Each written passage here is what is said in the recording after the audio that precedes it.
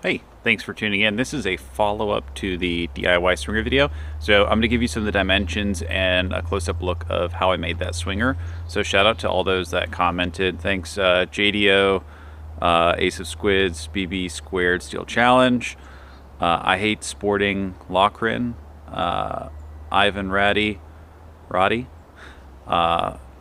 Thank you for commenting. So this video is hopefully going to give you some more info on how I made it. I really threw this thing together super quick. Like I had 2x4s lying around and just a quick idea. So I'll try and give you some rough measurements, and then the PVC part. I do have some ideas on improvement, maybe bracing it up a little bit better. Also adding weights to the bottom. But at least this works if you're looking for something really cheap. You can throw it together and at least get some practice on the swinging target. So yeah, let's roll over to that. So it's super cold out. I don't feel like making another one of these, so I'm just going to give you the measurements. These bottom 2x4s are 19 inches each. You can kind of put them together however you want. Obviously there's a 2-inch gap on either side here, but 19-inch boards. These top posts are 32 inches, and this gap in between, this notch that I've cut out so crudely using a jigsaw, is 1 5/8 inch. You can probably make it a little bit wider, just depending, but that's how easy the base is. I have it set up in the middle. As you can see, these things are still not even that stiff, so it really doesn't matter that much. So quick, easy base. Now let's skip over to the actual swinging portion. So now the more difficult portion involving PVC. So I'll try and give you a close-up here. A little rundown of what that looks like.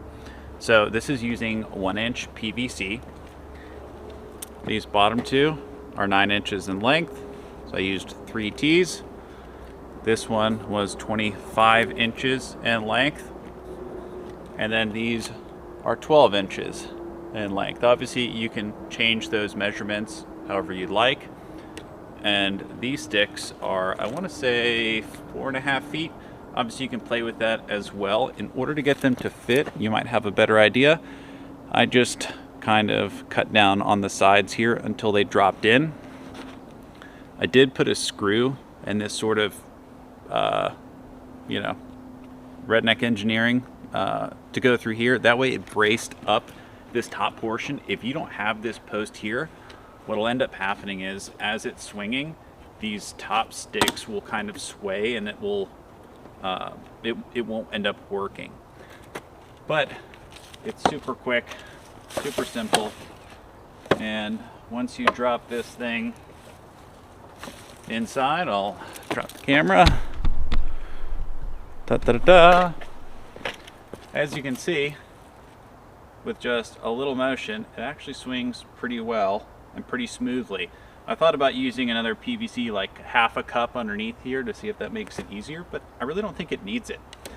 So, as you can see, not too bad.